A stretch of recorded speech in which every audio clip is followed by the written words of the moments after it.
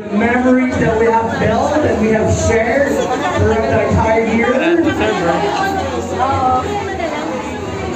Yeah.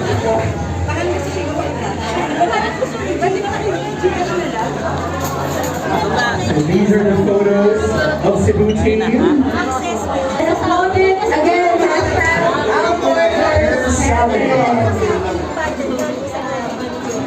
And don't forget to tag the Facebook page of Outdoors.